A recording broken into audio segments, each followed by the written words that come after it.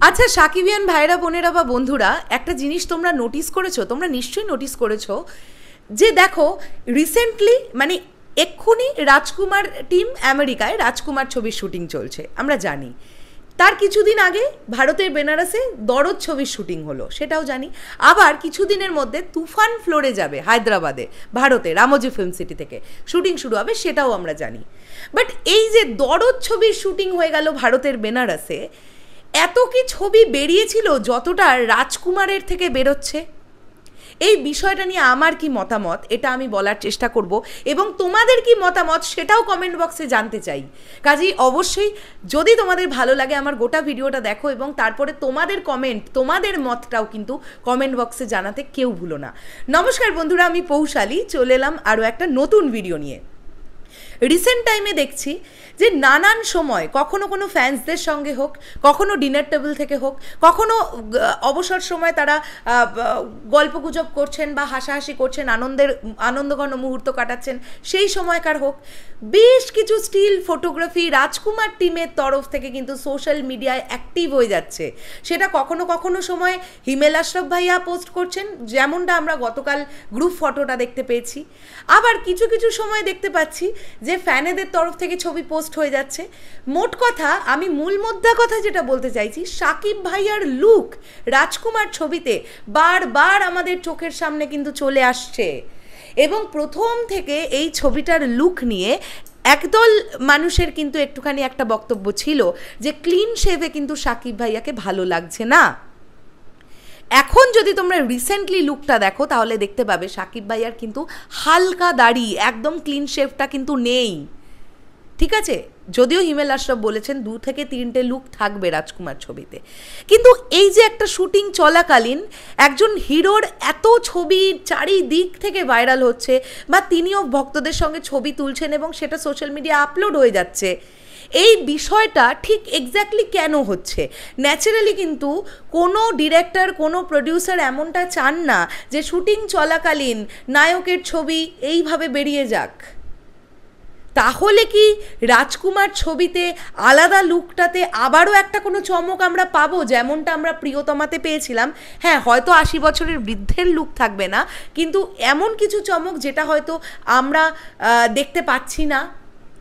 বা যে ছবিগুলো আউট হচ্ছে রাজকুমার টিমের তরফ থেকে, তোমরা খুব লক্ষ্য করে দেখো, সেখান থেকে কিন্তু এমনটা নয় যে আমরা খুব বেশি লোকেশন দেখে ফেলছি বা কিভাবে শ্যুট হচ্ছে আমরা দেখে ফেলছি, নয়, বারবারই দেখা যাচ্ছে কিছু মানুষের সঙ্গে সাকিব ভাইয়াকে বা একজন মানুষের সঙ্গে সাকিব ভাইয়াকে। তো সাকিব ভাইয়া বিষয়টা কমন, এটার একটা যেটা দিক আমার মনে হচ্ছে এইভাবে ছবিটার প্রমোশন করা হচ্ছে, এটা আমার ধারণা। দেখো, রিলিজের আর মোটামুটি 1 মাস 10 দিন মতনও বাকি নেই। হ্যাঁ, 1 মাস 10 দিনই ধরে নাও বাকি আছে, তো এখনও ছবিটা ফ্লোরে আছে। এরপরে ছবিটার এই মাসের শেষ থেকে প্রমোশন শুরু হবে, আমরা সেটাও জানি। কিন্তু এই প্রমোশন শুরু হওয়ার আগে যে সাকিব ভাইয়ার এতগুলো লুক, বা এতগুলো লুকের থেকেও বড় কথা যে এতবার আমরা সাকিব ভাইয়াকে দেখে ফেলছি, এইটা সাকিবিয়ানরা কিভাবে নিচ্ছে আমার খুব জানতে ইচ্ছে করছে। এই বিষয়টাকে তারা কিভাবে নিচ্ছে? কোনো একটা ছবি এলে আমরা সেটাকে শেয়ার করছি, সেটা তোমাদের কাছে পৌঁছচ্ছে, বা আমি শেয়ার করি বা অন্য কোনো ক্রিয়েটারই শেয়ার করুক, শেয়ার তো হচ্ছে, সেগুলো সোশ্যাল মিডিয়ায় কিন্তু কনস্ট্যান্ট কিন্তু কি বলবো রোল করছে, এর তরফ থেকে ও, ওর তরফ থেকে ও, এইভাবেই কিন্তু ছবি ভাইরাল হয়। কাজে ছবিগুলো ভাইরালও হচ্ছে। তো এটা নিয়ে তোমাদের বক্তব্য কি থাকবে? আমার কিন্তু মনে হয় এটা একটা প্রমোশনাল স্ট্র্যাটেজি। এইভাবে রাজকুমার ছবির প্রমোশন করা হচ্ছে, যেহেতু নিউ ইয়র্ক বলি বা আমেরিকার মতন একটা জায়গা বলি, কানাডা বলি, এগুলো খুব এক্সপেন্সিভ জায়গা এবং শ্যুট করার জন্য যথেষ্ট অর্থ ব্যয় করতে হচ্ছে। তাই হয়তো রাজকুমার টিম ওয়াকিবহাল রাখতে চাইছে সকলকে যে তারা কিভাবে শ্যুটটা করছে। এবং খুব লক্ষ্য করে দেখবে যে রাজকুমার টিমের তরফ থেকে না হলেও নানান এরকম রিল ভিডিও আমরা দেখতে পাচ্ছি যেখানে আমরা সত্যিই দেখছি যে আমেরিকায় তুষারপাত হচ্ছে। তো তুষারপাতের মতন যেখানে হচ্ছে সেইখানে -5 ডিগ্রি, -4 ডিগ্রি, -3 ডিগ্রি এইরকম ওয়েদারে, এইরকম ভয়ঙ্কর আবহাওয়ায় কিভাবে তারা শ্যুট করছেন, কিভাবে হচ্ছে পুরো বিষয়টা, সেটাও দর্শকের কাছে তারা তুলে ধরে রাখার চেষ্টা করছেন।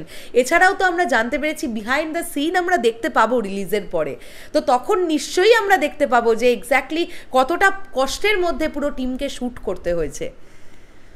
তো আমি ভাবলাম যে এটা নিয়ে আলোচনা করি। দরদেরও লিক হয়েছিল ফটো, বাট এতটা পরিমাণ হয়নি যে পরিমাণটা রাজকুমারের সময় দেখতে পাচ্ছি। এবং আমি আশা রাখবো যে তুফানের সিনেমায় হয়তো, তুফানের শ্যুটের সময় এমনটা হয়তো হবে না। দেখা যাক, আবার বলাও যায় না কার কখন কীরকম প্রমোশনাল স্ট্র্যাটেজি, এটা বোঝা খুব মুশকিল। দেখা যাক। তবে এন্ড অফ দ্য ডে গিয়ে আমরা চাই যে প্রত্যেকটা সিনেমা যেন ব্লকবাস্টার হয় 2024-এর। কি আমরা বলি, দরদ, রাজকুমার বা তুফান, তিনটে ছবি ব্লকবাস্টার হতেই হবে। আর সাকিবিয়ানদের পাওয়ারের জন্য এই ছবিগুলো ব্লকবাস্টার হবেই। শেষ করলাম ভিডিওটা, দেখা হচ্ছে আবার খুব শিগগিরই। তাহলে এখনের জন্যে টাটা।